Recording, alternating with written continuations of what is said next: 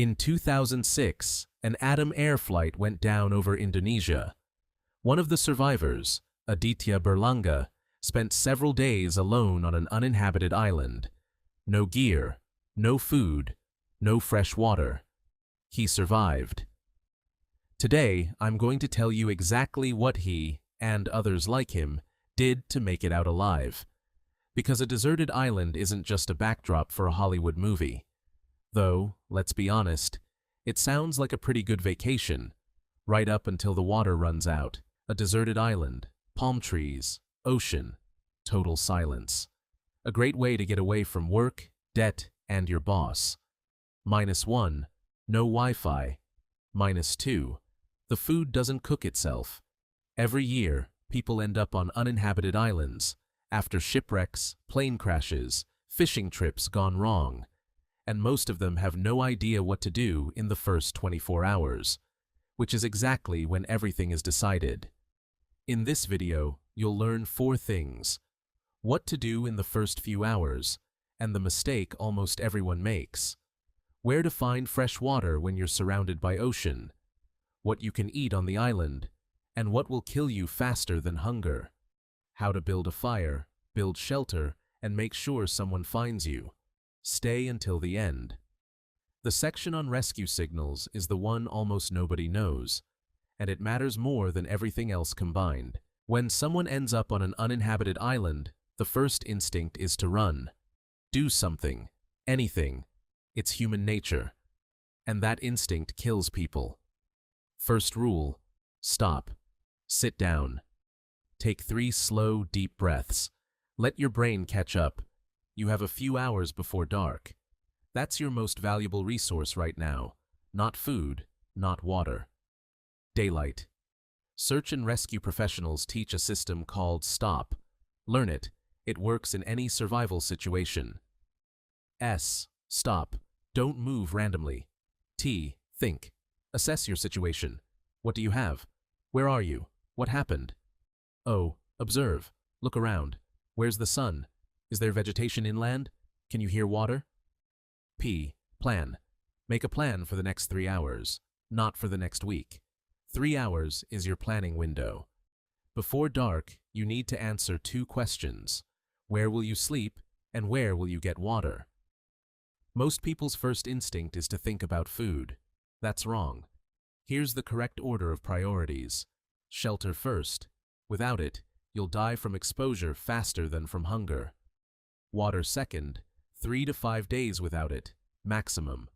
Fire third, warmth, clean water, and your best signal to rescuers.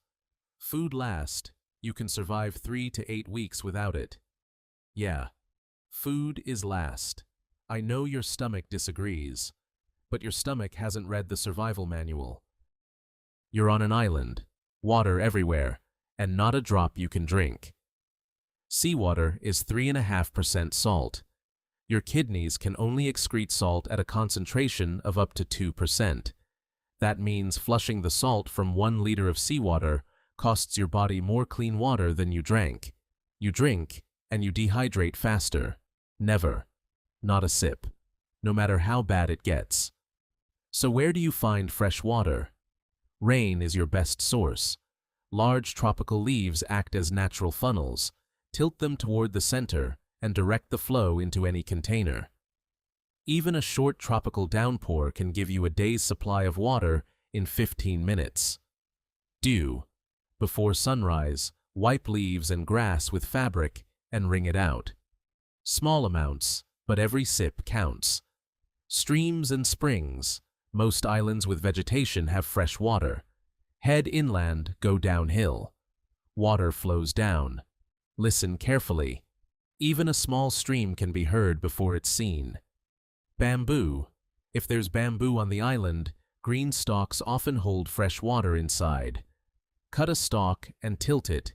You can get 100 to 300 milliliters from a single stem. Green coconuts. Up to 300 milliliters of coconut water each. It's not pure water, but it rehydrates you and replaces electrolytes perfectly. Coconuts are the only food on the island that comes in its own packaging with a built-in lid. Nature thought of you. Whatever water you find, except rain and coconut water, boil it, even if it looks clean. 1 minute of boiling kills almost all pathogens. Use fabric as a first-pass filter to remove debris, then boil. Good news: there's surprisingly a lot of food on an uninhabited island. Bad news: some of it will kill you. It's like a buffet, except half the dishes are poisonous and there are no labels. What's safe to eat? Green coconuts, drink the water. Ripe ones, eat the flesh. High in calories, fat, and carbohydrates.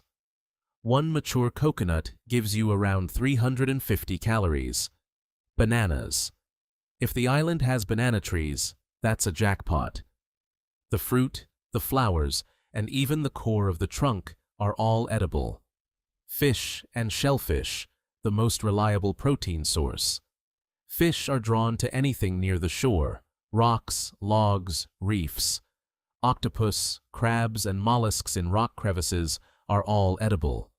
Closed mussels and clams are alive and safe. Open ones are dead. Skip them. Bird eggs. Many uninhabited islands have seabirds that nest on the ground. Eggs are excellent protein. Fresh eggs sink in water. Rotten ones float. That's your test. Insects. Sounds awful, but insects have more protein per gram than meat. Beetles, grubs, termites, grasshoppers, all edible. Remove wings and legs. Cook them if you can. Not what you had in mind for vacation. But you did want to try something new. What you must never eat. Mushrooms. Never. On an island, it's nearly impossible to tell edible from toxic without experience. A small piece of some species causes fatal liver failure within days. Brightly colored berries and fruits, red, orange, purple in nature, usually means, "Don't eat me." If you don't know for certain what it is, don't touch it. Unknown plants with milky sap, white or yellow liquid when you break a stem, almost always means toxins. Don't even taste it. Fire gives you 4 things: warmth, a way to purify water, a way to cook food, and your most powerful signal to rescuers. How to start a fire without a lighter. The lens method. If you have glasses, a magnifying glass, a clear plastic bottle filled with water, or even a water-filled condom. Focus sunlight onto dry tinder, small wood shavings, dry grass, bark. Works only in direct bright sunlight. The friction method needs dry wood. A flat board with a small notch, a straight dry stick, and tinder. Spin the stick quickly between your palms with downward pressure. Embers appear in 1 to 3 minutes. It takes practice, but it works. Best tinder: coconut fiber, dry leaves, palm bark, bird feathers, dry moss. Always gather tinder while it's still dry, before you need it. Shelter. You need it not just from rain, mainly from wind and from the ground itself. Sleeping directly on the ground means losing body heat 30 times faster than sleeping on a leaf bed. The simplest shelter is a lean-to from large leaves over a branch frame. Find a natural windbreak, an overhanging rock, a fallen tree. Lay down a leaf bed at least 10 centimeters thick. Build before dark. In the dark, it takes 3 times as long. Remember this: while rescuers are looking for you, your main job is not to survive. Your main job is to be found. 3 fires in a row or in a triangle. International distress signal. Place them in the open. Beach, clearing, hilltop. Keep wet leaves and green branches nearby. Add them when you hear a plane. White smoke is visible from the air far better than flames. SOS in stones, logs, or any contrasting material. Lay it out on the beach as large as possible. Minimum letter height is 3 meters, readable clearly from the air. A mirror or any reflective surface, visible up to 16 kilometers from an aircraft in clear skies. 3 flashes. Pause. 3 flashes. That's the SOS signal. Bright colors. Spread anything bright you have across the beach. Orange and yellow are most visible from the air. And most importantly, stay near the crash site or the shore. Search operations always begin from the last known position. If you've moved inland, they're looking where you no longer are. All right. If you ever find yourself alone on an uninhabited island, remember 4 things. First, don't panic. Stop. Use the stop system. Assess before you act. Second, priorities in the right order. Shelter, then water, then fire, then food. Not the other way around. Third, water above everything. Rain, dew, coconuts, streams, bamboo. Whatever you find, boil it. Seawater, never. Fourth, do everything you can to be found. 3 fires, SOS on the beach, mirror, bright colors, and stay put. A deserted island isn't just a movie set. Every year, dozens of people end up in exactly this situation. And the difference between those who survived and those who didn't isn't physical strength. It's knowledge and the right order of actions. If this channel makes you think differently about survival, subscribe. Next video. What to do when you're lost in the forest. No GPS, no phone, no idea which direction to go. Closer to real life than most people think. And one last thing. They say, deserted islands teach you to appreciate simple things. Water, fire, a roof over your head, other people. So next time Monday morning feels unbearable, just picture the alternative. You'll feel better immediately. See you next time.